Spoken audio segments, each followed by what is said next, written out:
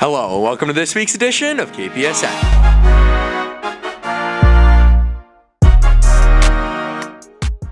As we return from our 2022 spring break, there is a lot of action to catch up on.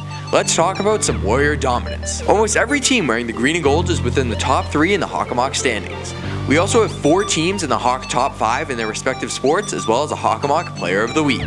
Our athletes are fired up and focused, and that includes our Warrior softball team. They are currently sitting at a record of 7-0 in league play and are holding first place in the Hawk. The team has a string of heavy hitters, and in just 9 games, they've scored a whopping 54 runs. Over the break, the girls took down massive opponents including Bridgewater in a tight 4-1 victory, and then came back to beat Canton on Tuesday 17-0. The girls have also been stellar on the defensive end with 4 shutouts so far this season. On the field will be Hockomock Player of the Week Meg Sherwood. Meg has been a standout with 5 hits in the first week, including 4 for extra bases, and she also scored the winning run in the dramatic win over the Taunton Tigers, snapping a 21-game win streak for the Tigers just a few weeks ago. I was named the Hawk Player of the Week the other week. I was not really expecting it, to be honest, but I was really excited to get the award. It was after our Taunton game, which was a big win for us because it was the only team we lost to last year. And I had a few good hits, and overall it was a really good team effort, but it was after that game that I got the award, and I was really excited to get it. We're about halfway done with the season, so we're looking to finish the second half of the season just as strong as the first, and hopefully make the playoffs and have a good run in the playoff season. So far the season's been going really well. We only have 1 loss, but the rest of it has gone really good. We've been beating teams by a good amount of runs, and everyone's been hitting really well. We have 2 games coming up this week, today and tomorrow, and there should be pretty good games, so it'll be a good test to see how good we're doing. The baseball team has also started off their season with some big heat. They started off with 5 straight wins before falling to a tough Taunton team last week, and on Wednesday, Canton shook up the Hawk and walked away with a 10-9 victory. With a tough upcoming schedule, the team knows that they have to stay focused and are ready for the challenges that every team will pose. Next week's tough matchups are against North Attleboro and Franklin. Captain Sean Legier and junior Matt Kelly lead the team in batting average and RBIs and are both tearing it up for the squad in hopes of leading the team to a highly successful season. Last Saturday, our Warrior track athletes raced into the Warrior Invitational. This was a great way for our athletes to run in different events and achieve new PRs. This past Tuesday, our Warriors hosted the Mansfield Hornets for their 3rd meet of the season. Unfortunately, the boys picked up their first loss of the year, making their record 2-1. It was a hard-fought match throughout the entire meet as the boys only lost by 20 points. The girls also had an unfortunate loss, making their record 1-2 on the season. Both teams are gearing up for a big meet at Franklin on Tuesday. Last Saturday we ran at the Warrior Invitational in Foxborough. We had a lot of good performances. A bunch of people stepped up in that race. It was very cold and windy, but everyone tried their best, gave it their all. Some standout performances. I placed 2nd place in the 400, got a new PR in that, as well as our 4x8 team that placed 1st. So last Tuesday, we ran our 3rd group meet of the season against Mansfield. Overall, we did pretty well. We only lost by 20 points, but they are one of the best teams in the Hawk. Overall, the team did great. Had a lot of standout performances, including Nate Gephardt in the 400. He ran a 53. That's a new PR for him. And then I ran the 800, and I actually tied for 1st place. The boys tennis team had a matchup against Attleboro yesterday on their home court, hoping to hang on to their 3rd place in the Hawk. The girls traveled to Attleboro hoping to maintain their position in 2nd place and are looking to gain some ground on the undefeated Franklin Panther squad. The boys volleyball team will play at home tonight against Nipmuc High School. The young team is known for their scrappy defense, but have struggled a little bit to establish a winning offense. But after their big win on Tuesday, the team looks to continue improving their skills in every aspect of the game to make a statement with their tough upcoming schedule. The season's been pretty good so far. A fresh start with more new kids, young ones, too, as freshmen on varsity. We've had a pretty good season so far, 3-4 I believe, and we've only gone up since our first game, so it's been good. I just love helping the team, talking, communicating, cheering everyone up, being a good teammate, just trying to do my best to get everyone happy. This year so far we're going 2-5, so tough start to the season. However, it's a really good squad, a lot of good guys, and we're all getting better. So we do have some revenge games coming up against Millis, against a couple other teams, Medfield, that we think we could have really won those games, but we just came up short. Just may have to make sure we don't beat ourselves, and I think we actually have a really good chance at getting to 500 and making it to the playoffs. So thanks for the support, and you guys want to come out to the games, be much appreciated. The girls lacrosse team took some time to honor their teachers at home against Attleboro on Wednesday.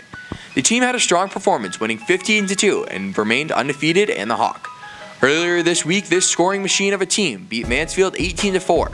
Seniors Lily Brown and Julia Marsden each hit the incredible milestone of 100 career points this week. Both senior captains have been on the varsity roster all 4 years, and it is clear that their hard work has paid off, as this milestone is not an easy one to achieve. Prior to the Mansfield game, we played Notre Dame Academy and Medfield, which were both very tough games, and we struggled offensively.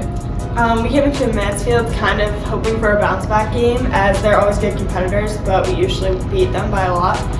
Going into the Mansfield game, we both knew that we were very close to 100 points, and it was kind of lingering in the back of our mind right before the start of the game, and we thought it would be cool if we both got it within the same game. Yeah, so the beginning of the Mansfield game started off really slow, and I think Lily scored her 100th point very early into the game and not really brought off the momentum for us to come out with a big win against Mansfield. And then the second half of the game, I found back of the net for my 100th point, and it was just awesome to be there with my teammates to celebrate it. I couldn't have done it without any of them, obviously. I think Sammy Cloutier got the cause turnover to lead to the opposite possession that got it, so really makes me happy. And after we scored the 100 points, our team on the sidelines surprised us with posters, like writing out 100 points, and it was just like, the energy was there, and it was very exciting to achieve that. All right, KP on 3, 1, 2, 3, KP! This team is exploding with offensive talent, and which is why the girls are currently sitting at the top of the Hawks standings in a close race with Franklin for the #1 seed. The team will take on Foxborough at home on Monday at 3:45 and would love to see some green and gold in the bleachers to cheer them on, hopefully to another big win. The boys lacrosse team is off to a good start for their season. The boys are currently 4-1 through 5 games with wins over Sharon, Attleboro, Mansfield, and Hopkinton. Their only loss came to the hands of a strong Walpole team. The boys look to move forward with 3 nice wins over Foxborough, Canton, and North Attleboro. A 3-win week next week would be huge for the boys going into their big matchup against Franklin, the league's most dominant squad. KP has been led in scoring by seniors Sean Crowther, Kip Bishop, and Ben Riggs thus far, with steady contributions from guys like Braden Thompson and Dunny Tavelis. Defensively, KP has been lockdown, with Will Wyblin and Sean Fitzpatrick holding strong in front of goalie James Boldy. The boys look to ride their short win streak into next week to take on Foxborough on Monday. Hey, good warm-up. We're going to head back in, come back out at game time. Everyone focus up, sticks, nice and clean, everything. Let's go. Hey, let's go, boys. KP on 3, 1, 2, 3, KP! Monday, April 25th, the Celtics completed a historic sweep over Kevin Durant and the Brooklyn Nets. The Celtics showed why they have the league's best defense and one of the best duos in the league. The C's were able to keep Durant and Kyrie Irving quiet for most of the series. Jason Tatum impressed everyone and has established himself as a top two-way player in the league. Tatum held Durant to 3 of 18 shooting and forced him to have 9 turnovers. This is an unthinkable feat, especially for someone like Durant, who is arguably one of the best scorers of all time. The most impressive thing about the Celtics team is how resilient they have been. Every time the Nets got close, the Celtics would pile up the defensive stops and come down the court with big answers. While Jason Tatum is getting most of the recognition, Jaylen Brown was also stellar on both sides of the ball. This series was a true team effort, and the fans look for the C's to stay red hot going into a round 2 matchup against the defending champions, the Milwaukee Bucks. Celtics looking pretty nice. We swept the Nets, so good to send Kyrie and KD to Cancun. After the Nets were saying we want Boston, get them out of here. Tatum fouls out of the game, we still able to take the dub. Tatum's just a different breed. You get Jaylen Brown taking over, and everyone's contributing. Celtics play like this, I really don't see why they can't get to the finals and get a shot at the title. I just think they got to get past Milwaukee, and then the sky's the limit. Probably meet Golden State in the finals and go from there, but need that bench keep going. Pritchard, Graham Williams, Rob will be back. Horford's got it going. I don't know where Tice started playing like this. Maybe Derek White can pick it up a little bit, but Udoka's coaching got that defense on clamps. I've never seen KD locked up like that before, so it's good to see, and hopefully we can make a run for the title. Tatum's going to keep up his hot hand. He's making everything he shoots right now. Brown's so athletic, he's going to take it to the rack, yam on some people, and Smart's going to be coming in 6, 7, 8 times a game.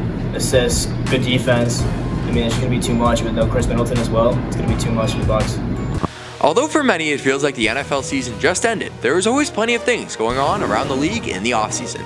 Everyone is fired up for the NFL draft that started last night and continues throughout Saturday. Patriots fans are excited about the possibilities and are busy pondering what Bill Belichick might have up the sleeve of his hoodie.